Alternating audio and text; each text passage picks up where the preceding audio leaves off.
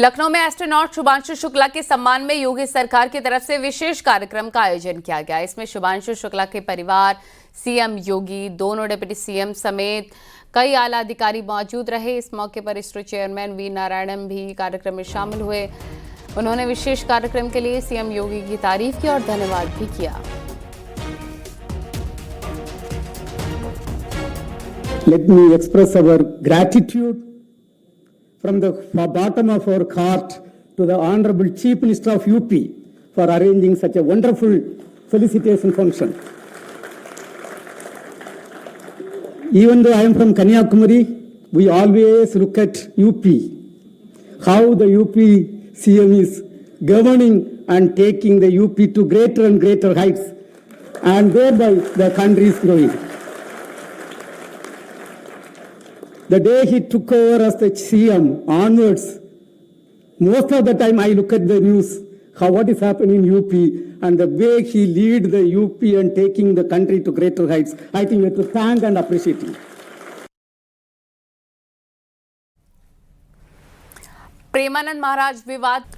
रायबरेली के हरचंदपुर विधायक राहुल लोधी की गाड़ी पलटने से हादसा हो गया और स्टीयरिंग फेल होने से गाड़ी अनियंत्रित होकर पलट गई, जिससे बाल बाल विधायक राहुल लोधी और उनके समर्थक बच गए।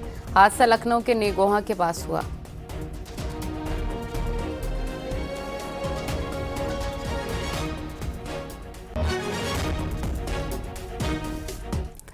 मेरठ से लखनऊ के बीच संचालित वंदे भारत एक्सप्रेस का विस्तार हुआ है। 27 अगस्त से वंदे भारत एक्सप्रेस ट्रेन अब लखनऊ से आगे अयोध्या और वाराणसी तक भी रफ्तार भरेगी। मुरादाबाद से होकर गुजरने वाली ट्रेन से अब अयोध्या के राम मंदिर और वाराणसी में बाबा विश्वनाथ के दर्शन कर सकेंगे।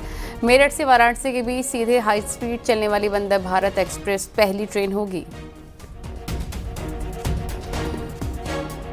बहुत ही अच्छी बात हुई है और मैं इसके लिए रेल मंत्री का बहुत बहुत धन्यवाद करना चाहूँगा कि वो हमारी बातें इतने अच्छे ध्यान से सुनते हैं और उस पर अमल करते हैं और इमीडिएट फिर फैसला भी कर देते हैं। उसका जो भी यात्रियों के हक में वो चीज़ होती है, उनकी सुख सुविधाओं का ध्यान रखने के लिए वो फैसला लेने में वो देर नहीं लगाते। वो मेरठ से लखनऊ तक फर्राटा भरने वाली वंदे भारत एक्सप्रेस ट्रेन अब अयोध्या और वाराणसी तक जाएगी।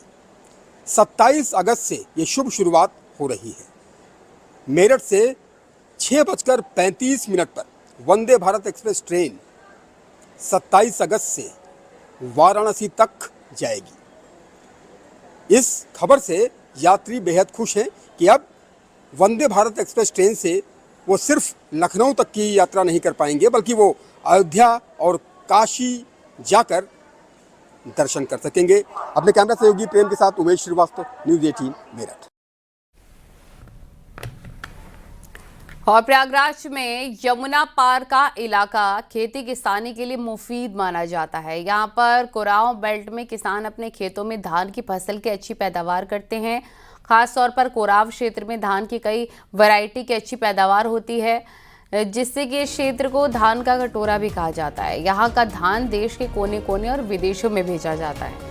वहीं सरकार भी किसानों से सीधे धान की खरीद करती है। इस बार अच्छी मानसून और सरकार द्वारा किसानों को समय पर बीज और खाद मुहैया कराने से किसानों को पैदावार अच्छी की उम्मीद है।